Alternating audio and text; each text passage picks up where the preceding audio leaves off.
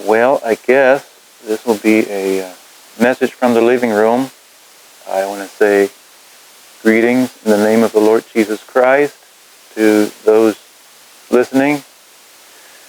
Grace and peace be unto you from God our Father and the Lord Jesus Christ.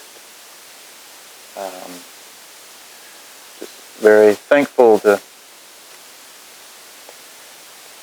take opportunity to do this, because I listened to the brothers that also took opportunity to do this, and I was greatly encouraged. Appreciate that. I intend to go to Acts chapter 23 and 24. For those that have been following along with this, it's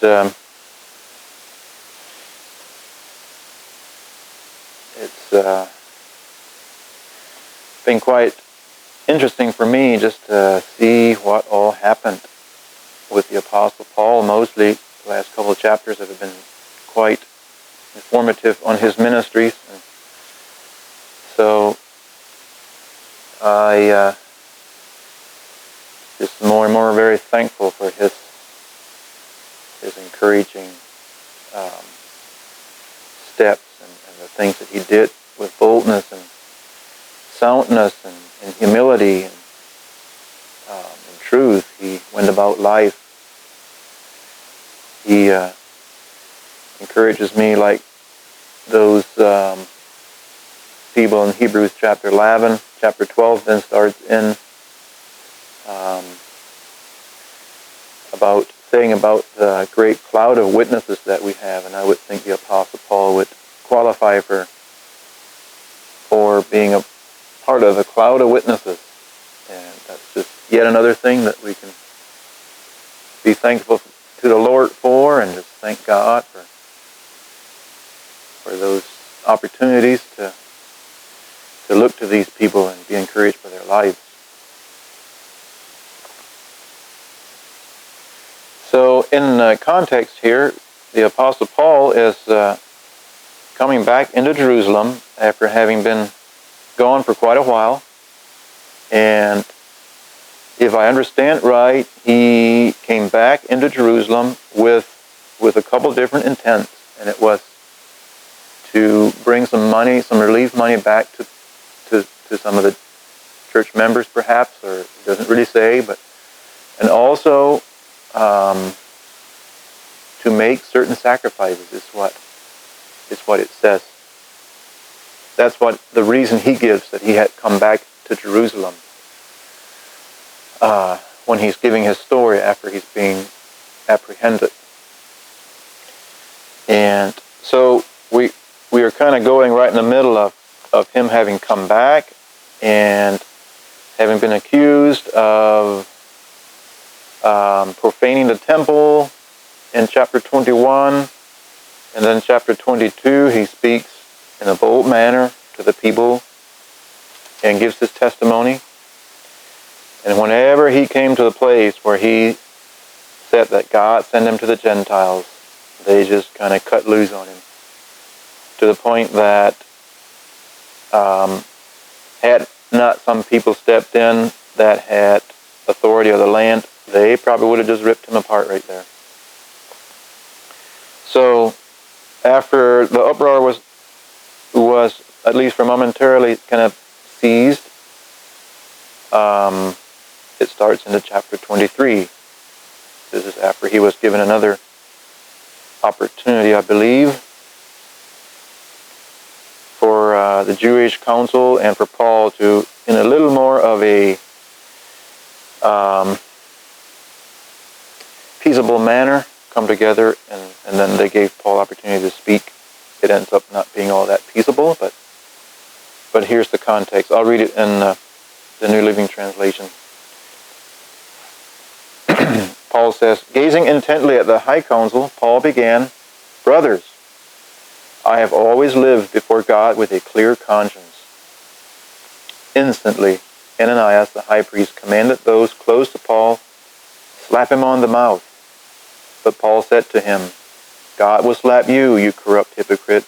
What kind of a judge are you to break the law yourself by ordering me struck like that? Those standing near Paul said to him, Do you dare to insult God's high priest? I'm sorry, brothers, I did not realize he was the high priest. Paul replied, For the scriptures say, you must not speak evil of any of your rulers. Probably out of the different things that I could see throughout chapters 23 and 24, this one was the one that I had to research the most to really try to figure out what all was going on there. And what I could tell was that Josephus, the historian, would say that there was a time here where the high priest office was in confusion.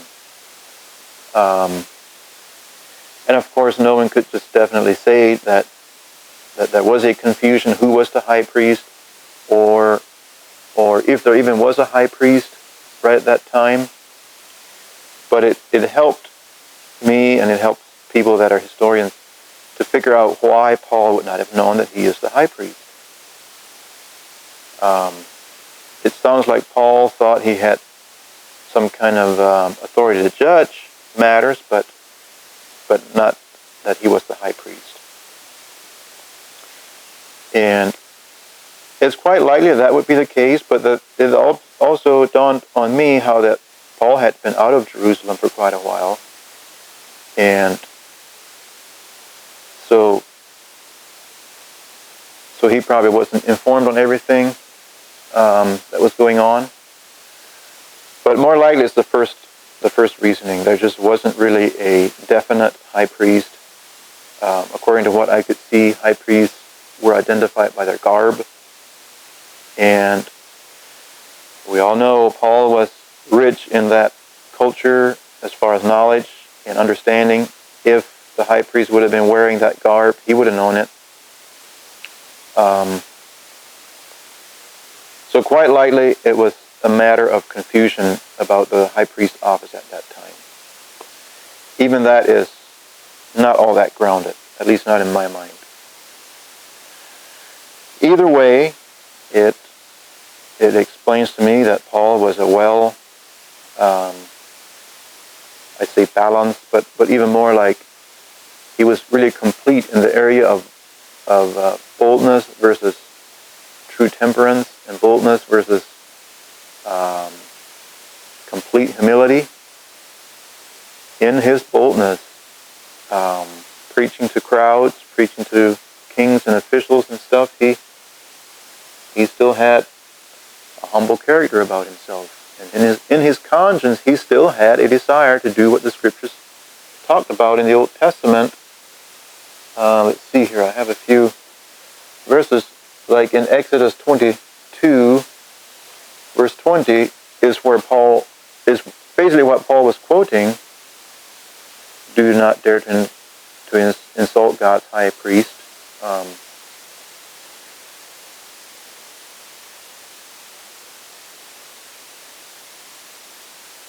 I mean, it might read a bit different there, but I think that would have been Paul's desire, is that he wouldn't insult him, but that simply he would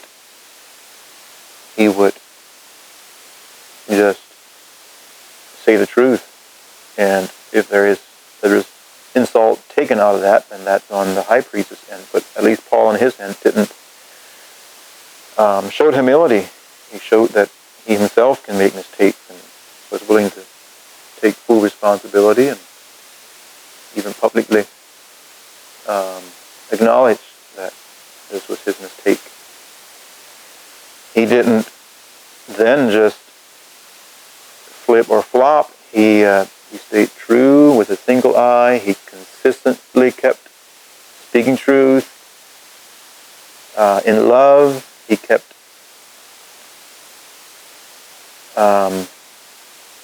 talking to the people. That seems to be a lot of the rest of the chapters here in Acts. It's Paul just explaining himself, and so we can see that in his apology here, he wasn't turning into, something that now would just not even speak truth at all, being that he made a mistake. So I think that's a good example for us. God needs faithful men like that today, that know how to bring together truth and love, and how to bring together humility and boldness, and have a completeness about themselves whenever it comes to judging heavy matters, when it comes to public speaking, and preaching for Christ. There are some verses that I thought I'd cover here. We all know about Romans 13, but this probably was another desire that Paul had, was just to bring that out. Paul himself was the one that taught us Romans chapter 13, and these things are for us. It says, let everyone must submit to governing authorities, for all authority comes from God, and those in positions of authority have been placed there by God. So anyone who rebels against authority is rebelling what God has instituted, and they will be punished. For the authorities do not strike fear in people who are doing right, but those who are doing wrong. Would you like to live without the authorities? Do what is right, and they will honor you. The authorities are God's servants, sent for your good. But if you are doing wrong, of course you should be afraid, for they have the power to punish you. They are God's servants, sent for the very purpose of punishing those who do what is wrong. So you must submit to them, not only to avoid punishment, but also to keep a clear conscience. Pay your taxes too, for these same reasons, for government workers need to be paid. They are serving God in what they do. Give to everyone what you owe them. Pay your taxes and government fees to those who collect them, and give respect and honor to those who are in authority. The same man that taught us this also taught us that unless I'm thinking Peter, at least Peter for sure said something like, shall we fear you more than God? Whenever they were caught and apprehended, Peter and John, they're in Acts chapter 4. Somehow we need to figure out with great wisdom and godly understanding the difference between that. We need to understand that the secular authorities have a position, but the higher position is God's position, God's order, and God's authority. Also want to point out in 1 Peter chapter 2,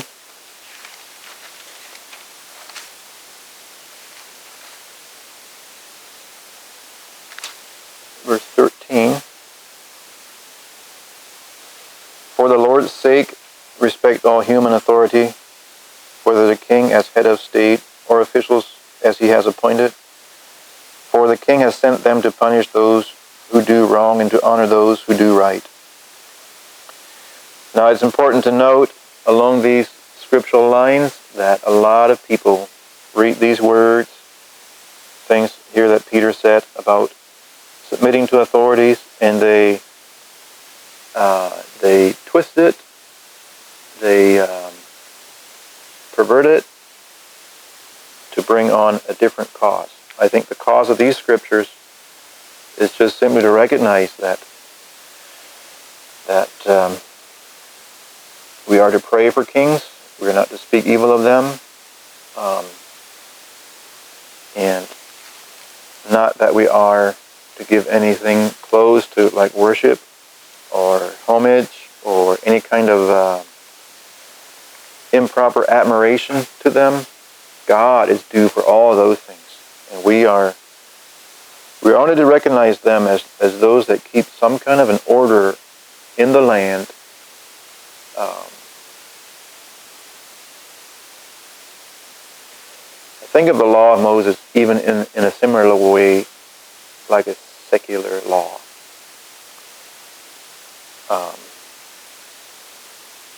Not too sure. I haven't really thought it out all that much, but I think I see similarities there. That the law of Moses was in a way, I mean, it had a higher purpose than just keeping order for the children of Israel. The Messiah was promised to come through that lineage, therefore that needed to be protected as well. But it just does seem like there might be some similarities there as well.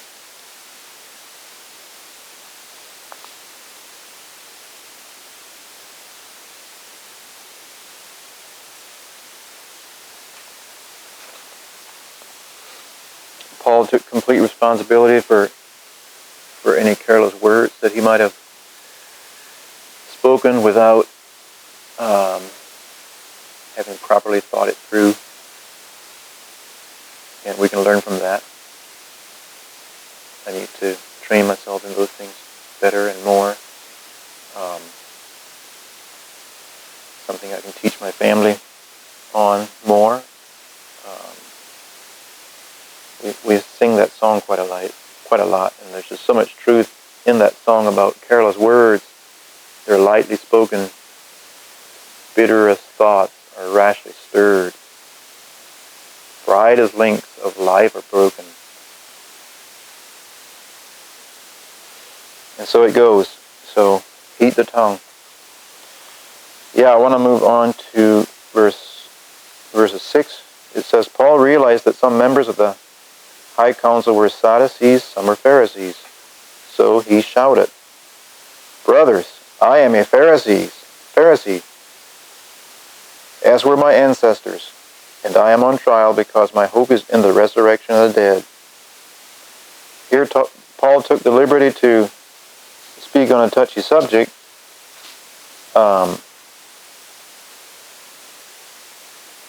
Don't know, did he know the outcome would be this way or not?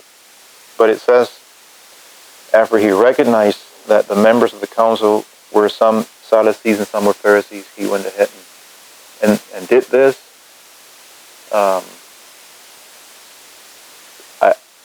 I'm not at all saying Paul had some evil intent in trying to divide things up.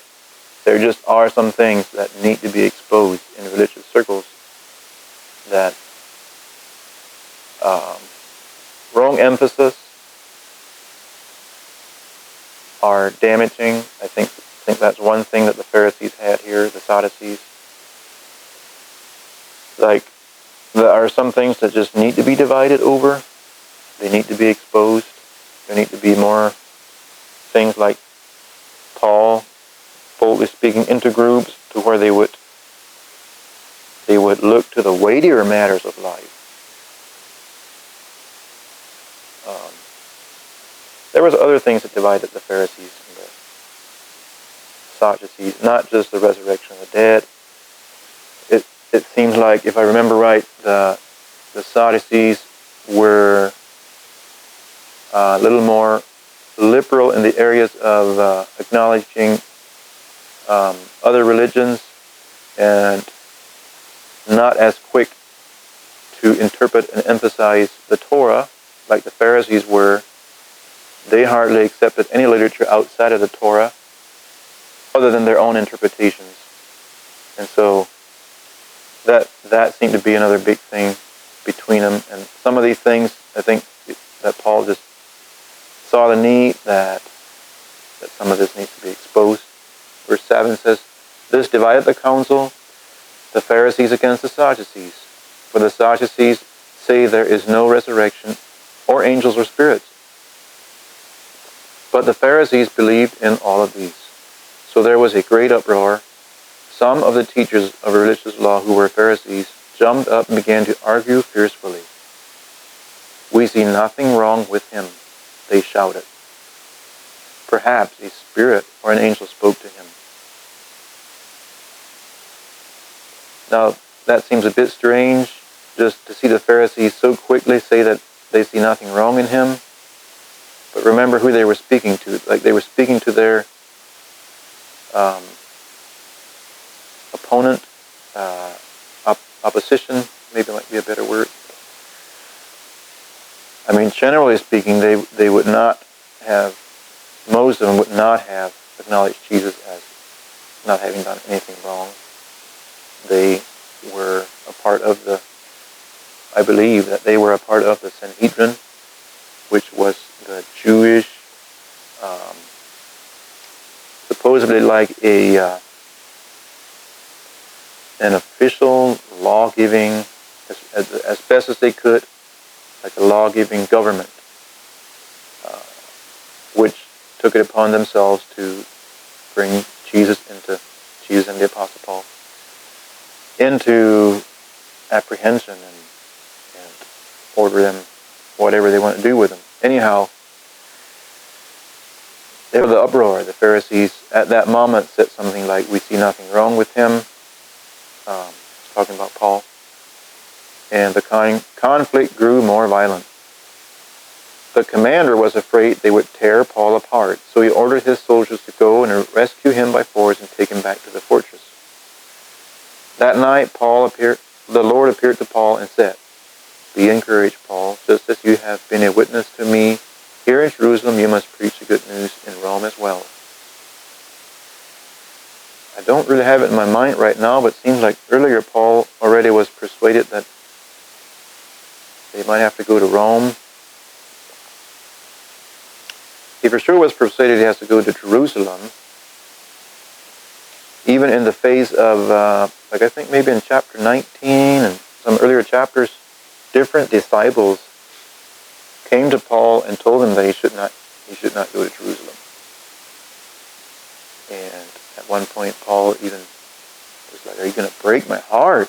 I know I have to go." And he had something. I just don't know for sure if I can completely express what it was. I think the Apostle Paul had some kind of a revelation from God on the things that were ahead of him, and he knew he had to go do them. I don't think he was trying to disrespect other disciples and his fellow workers and those that were encouraging him not to go back to Jerusalem.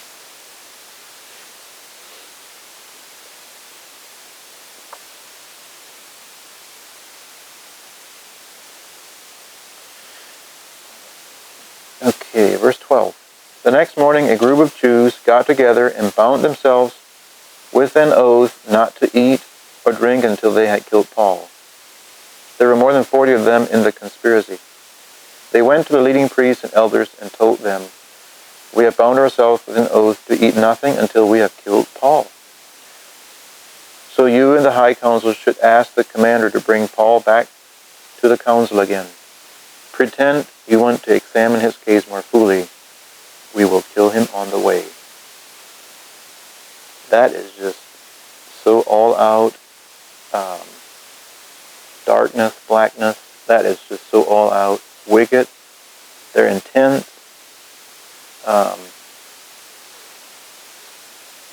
From the depths of their heart, they hated him.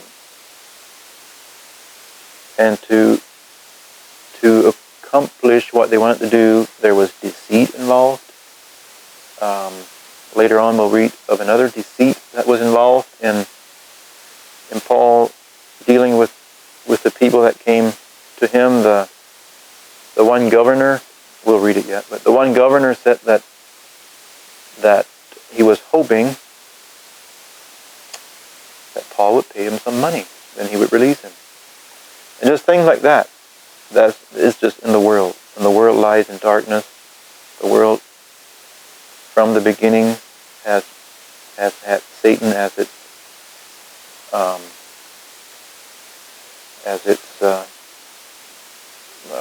king, and therefore the things that he offers, the things that he has in his spirit come forth. of the flesh, hatred, emulations, variance, murder, all these things come from that place. And they're clearly seen right here.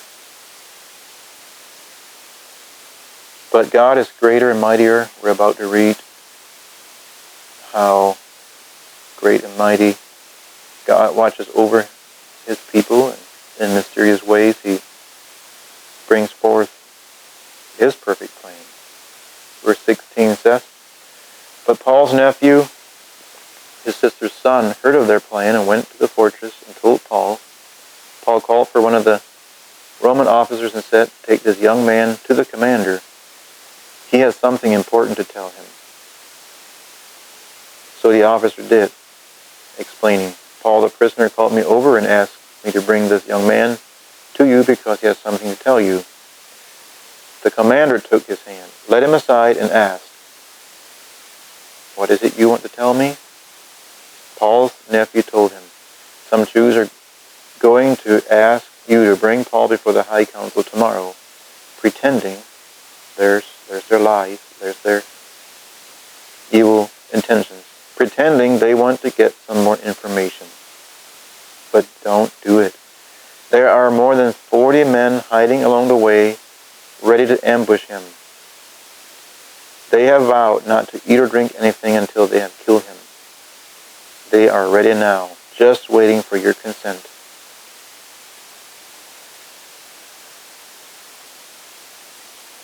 We're also about to read how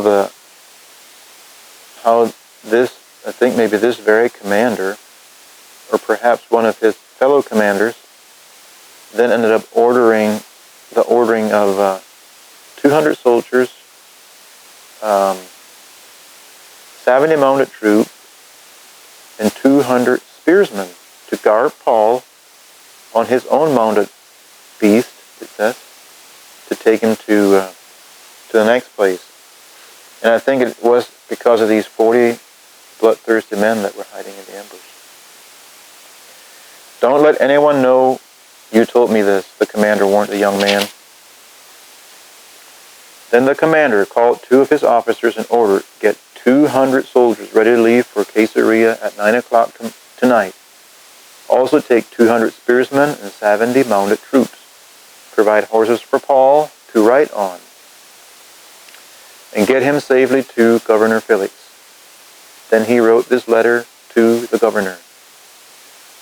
'From Claudius Lysias to His Excellency, Governor Felix, greetings. This man was seized by some Jews, and they were about to kill him when I arrived with the troops. When I learned that he was a Roman citizen, I removed him to safety. Then I took him to their high council to try to learn the basis of the accusations against him. I soon discovered the charge was something regarding their religious law. Certainly nothing worthy of imprisonment or death. But when I was informed of a plot to kill him, I immediately sent him to you. I have told his accusers to bring their charges before you.' So that night, as ordered, the soldiers took Paul as far as Antipatris. They returned to the fortress the next morning, while the mounted troops took Paul to Caesarea. When they arrived in Caesarea, they presented Paul and the letter to the governor Felix. He read it and then asked Paul what province he was from. 'Cilicia,' Paul answered. 'I will hear your case myself when your accusers arrive,' the governor told him. Then the governor ordered him kept in prison at Herod's headquarters.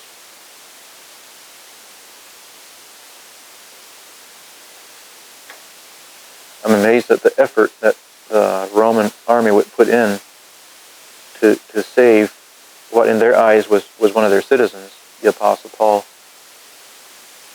I mean, seems like he was, in one sense, one of their citizens, but I'm not sure that they really knew exactly who it is that they're protecting. I would expect they were protecting him largely on the basis that that they need to save one of their citizens. He was one of their citizens, but his higher citizenship was not to be a Roman citizen. His citizenship was in heaven. And I think these rulers were about to find that out. We can read through here. We can see their disappointments. We can see that they are finding out who it was that they protected. Don't know if they really would have gone through the bother of putting together such a troop of soldiers and try to save him like that, had they known what he was about to tell them. So I'm going to read chapter 24 yet, and here we can see these governors just kind of, they would listen to him, and once he started talking about righteousness and judgment and things pertaining to God, they just be quick to push him off to the next governor and put him back in the prison. And I think they felt like they have kind of perhaps a worthless citizen of theirs. But that's how it goes. The kings of this world have different interests, and they have different values than God. We see that over and over.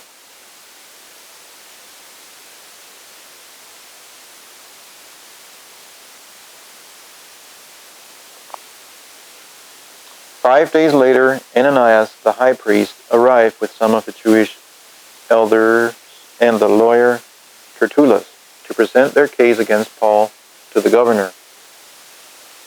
When Paul was called in, Tertullus presented the charges against Paul in the following address to the governor." So this is unfolding like the governor had said it has to. Put Paul in prison at Herod's headquarters until his accusers can make it up here. And then we'll get together and in a court matter we'll discuss what's going on here. Okay, so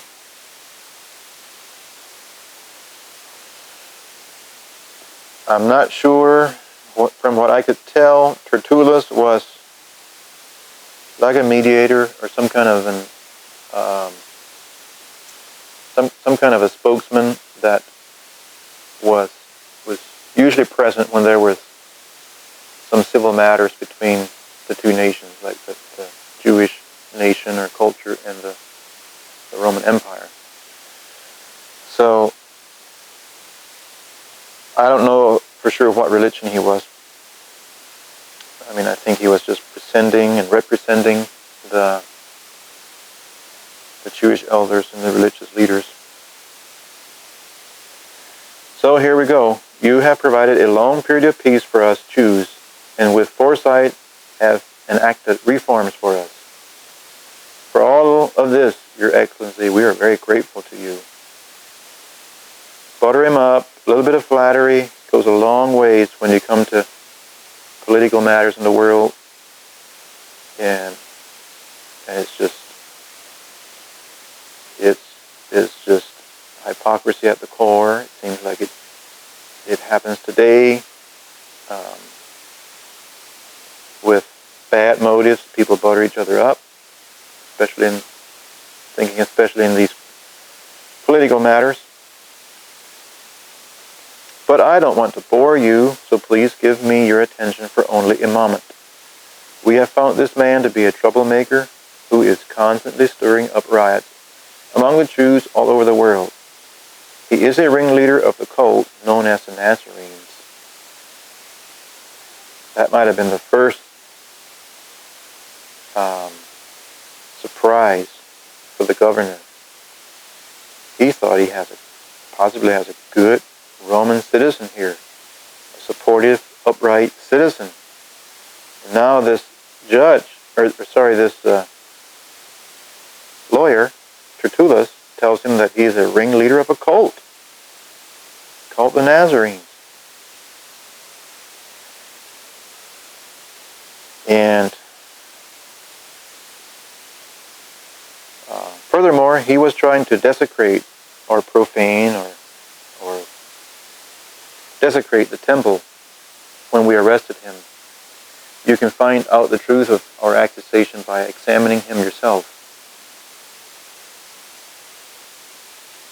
Then the other Jews chimed in, declaring, yeah, it was so, yeah, it was so, yeah, that's what he did, we saw him do it, and on, the accusations went. What Tertullus, our good lawyer here, is saying, that's true and right, we stand behind him. He definitely was profaning the temple, and this and that, he definitely is a part of a cult, and you, fair man up here, you know we don't want cults in this country. And things like that were probably just coming forward. And, I think the governor might have smelled a rat or something, because he wasn't going to just be persuaded by their story only. Verse 10 says, the governor then motioned for Paul to speak. Paul said, I know, sir, that you have been a judge of Jewish affairs for many years.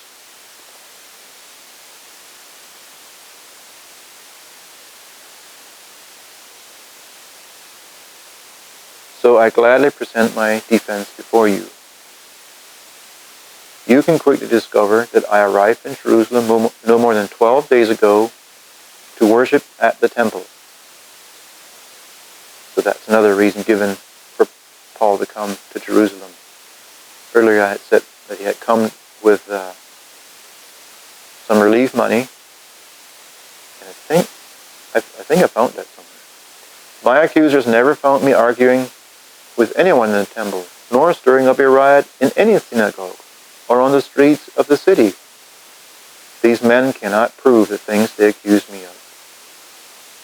But I admit that I follow the way, which they call a cult. I worship the God of our ancestors, and I firmly believe the Jewish law and everything written in the prophets. I expect that this time there probably would have been some Jewish elders in there shaking their head. He does not believe the Jewish law and everything written in the prophets. But this is just how it comes, how easy it is for two different people to pick up the same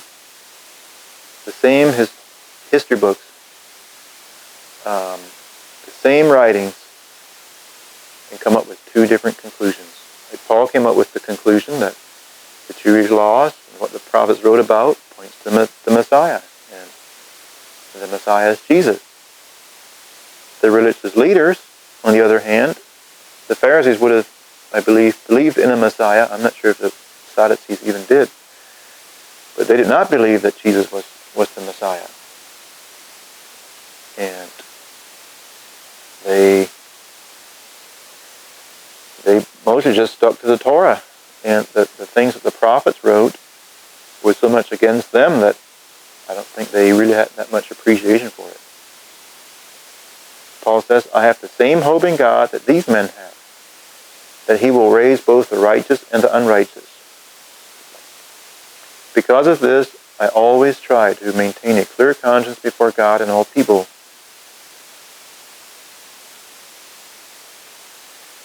After several years away, I returned to Jerusalem. Okay. It's like saying, after being away from Jerusalem for several years, I returned to Jerusalem with money to aid my people and to offer sacrifices to God. My accusers saw me in the temple as I was completing a purification ceremony. There was no crowd around me and no rioting. And I think we could find evidence of that. Paul came back to Jerusalem. He spoke with the elders, especially James. And I think he already had intent to do offers and sacrifice. It was the reason he had given in Ephesus while he's making the trip. But even more, I think once he got there, he really was encouraged by other disciples or by other believers to do certain sacrifice, to show that he still has an appreciation for some of those things, even though I think by that time it was largely being understood that the gospel, the message, the good news about that Jesus brought wasn't the law of Moses. There was still something they couldn't just easily shed, like in one day or in 1 week or in 1 year. People still had appreciation for it, and therefore Paul, like his desire was, when he was among the Jews, he would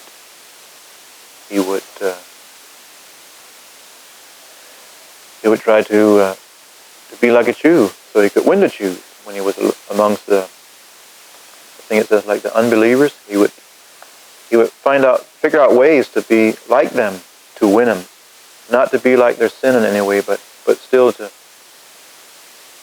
show respect and a proper appreciation. And I think that's what he was doing in Jerusalem.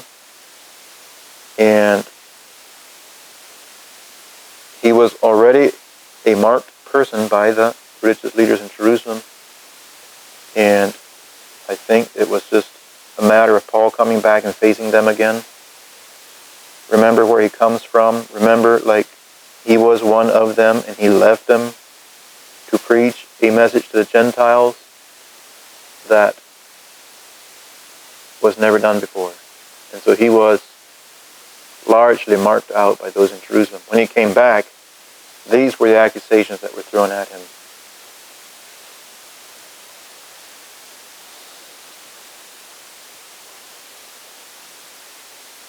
But some, verse 19, but some Jews from the province of Asia were there, and they ought to be here to bring charges if they have anything against me.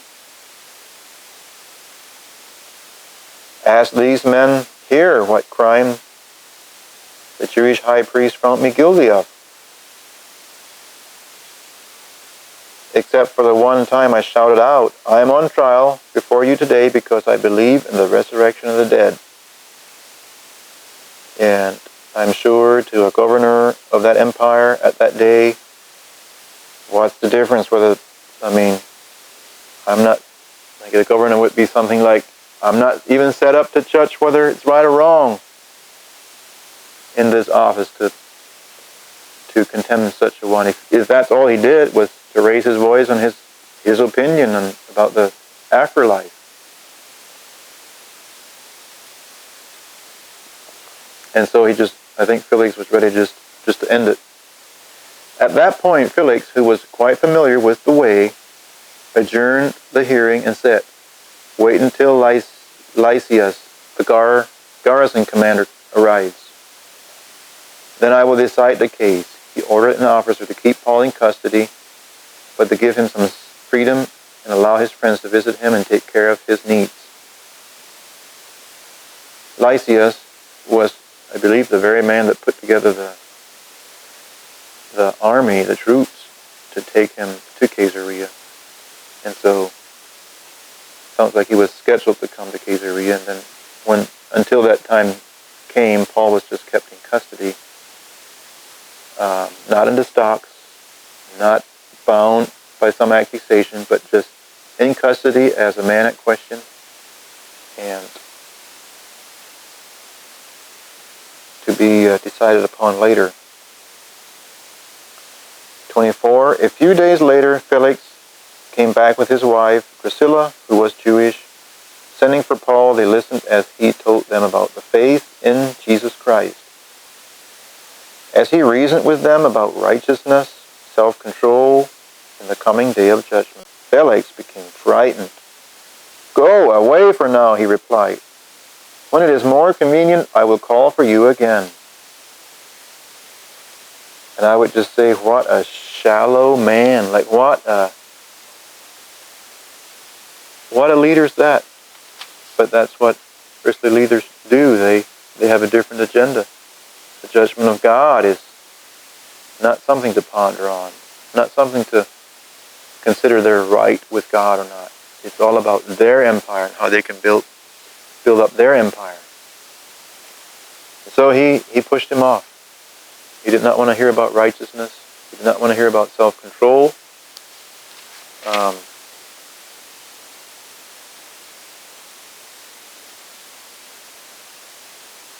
Not too sure why, but other than just they have a different agenda. He also hoped that Paul would bribe him. Here it is. He also hoped that Paul would bribe him. That means a bribe is give him some money. He hoped that Paul would give him some money, so he sent for him quite often and talked with him. I think the meeting was closed to where the accusers were done. They got to say what they were going to say. They went back, probably to Jerusalem, and Felix would bring him out every once in a while. Not with a very good intention, not with a very good motive, but with the love of money, he brought him out and would talk with him.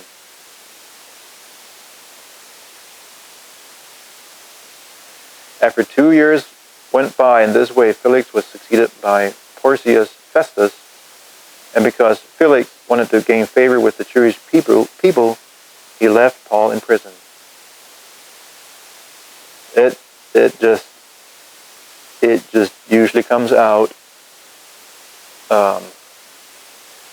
like Pilate wanted to please both crowds, and it usually just comes out which crowd you're pleasing. Whether you're going to please those that are of the way, that's called the cult, like Paul referred to himself as following the way, the Jesus way, you might say. Or whether you're following the crowd, like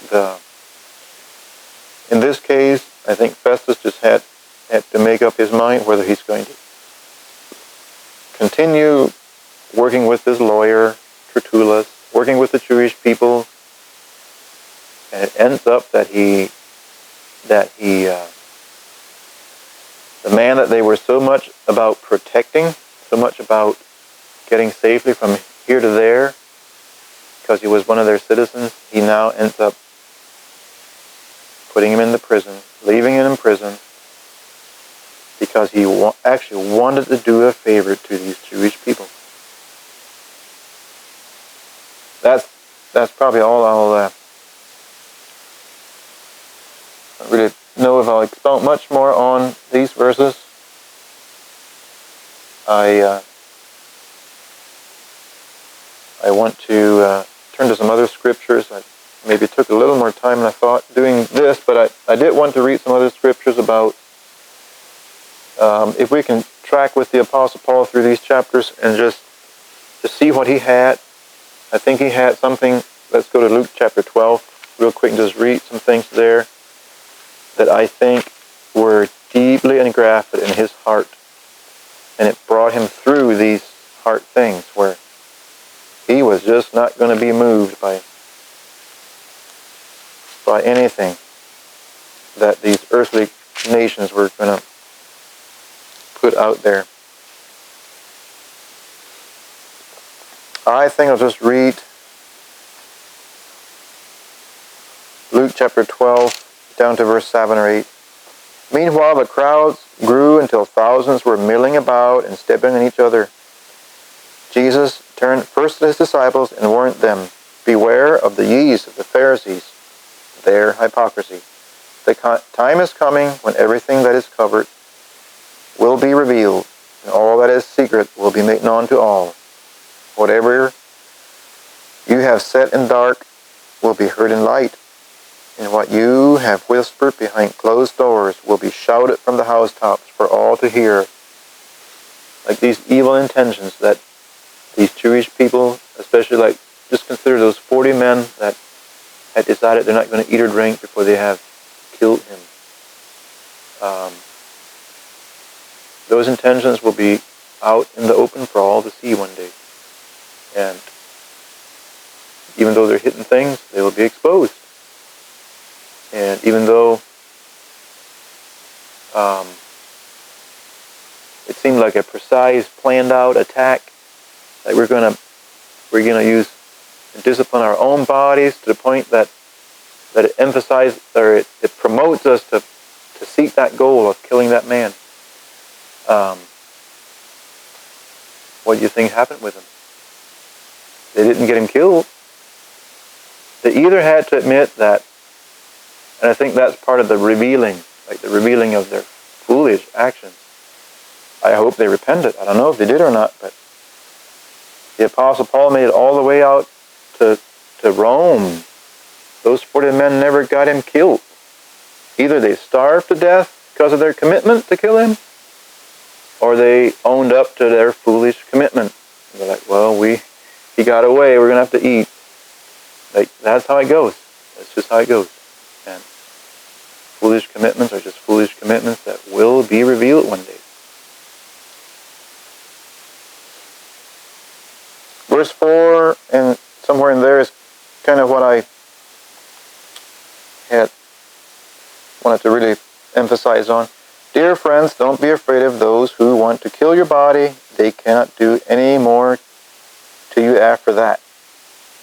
But I'll tell you who to fear. Fear God, who has the power to kill you and then throw you into hell. Yes, He's the one to fear. I believe that is the fear of God that we are to have. That thing that acknowledges that we are going to give account for every word that we say, every action that we do, every decision that we make. One day the book will be open and it'll all be revealed. That's the one to fear, the one that has that ability. Those that can only throw sticks and stones, it's all they can do. It's not the ultimate end.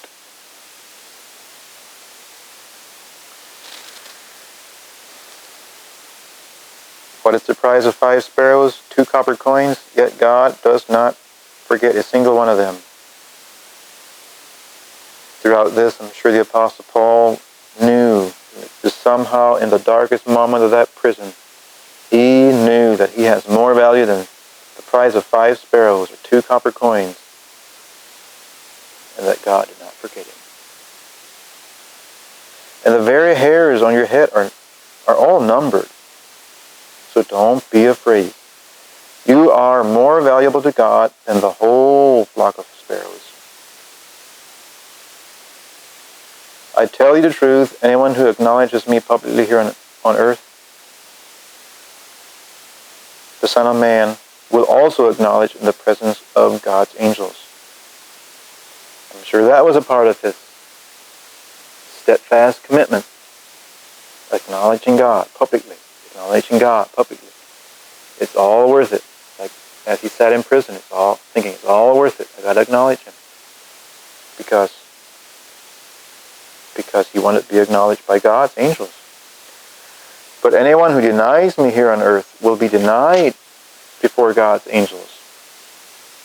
Anyone who speaks against the Son of Man can be forgiven, but anyone who blasphemes the Holy Spirit will not be forgiven. And when you are brought to trial in the synagogues and before rulers and authorities, don't worry about how to defend yourself or what to say, for the Holy Spirit will teach you at that time what needs to be said.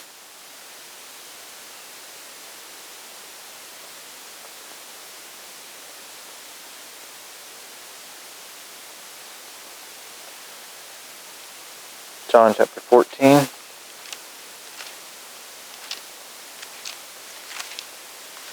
I want to cover a few verses here of be something along the lines of encouragement. I thought in closing I would just maybe speak a little bit on the kind of the pandemic that's at hand and the thoughts that I've had about it.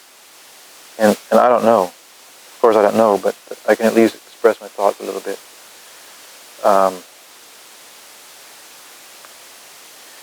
There's just things that are going to be shaken here on this earth. And I think of Hebrews chapter 12 where it displays that thought about things that are shakeable need to be shaken so that those things that cannot be shaken will stand. And there's just some promises here that I think will stand. They just will be truth when everything else around is not truth, and it will be shaken. And I just think that maybe God is working something like that in this pandemic, and I hope people are able to see that.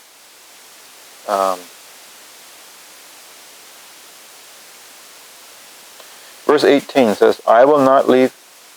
Let me read it in the New Living. I will not abandon you as orphans. I will come to you. Soon the world will no longer see me, but you will see me. Since I live, you also will live. And it's that verse just caught my attention, just how Jesus left this world. He promised his return. That's another one of those things that just will stand. It's one of those promises that just will come true. If we think things just keep going on, nothing changes that much, and beware, the day is coming. Like a thief in the night on one hand, but on the other hand, there's things that we can see unfold, perhaps. I don't have the explanations of all that as it approaches, but just be encouraged by the fact that God is wanting to shake things that need to be shaken, so that the things that cannot be shaken can be like revealed, or that they can stand. And that's what we need to grasp on. That's what we need to have our faith in. God bless you all.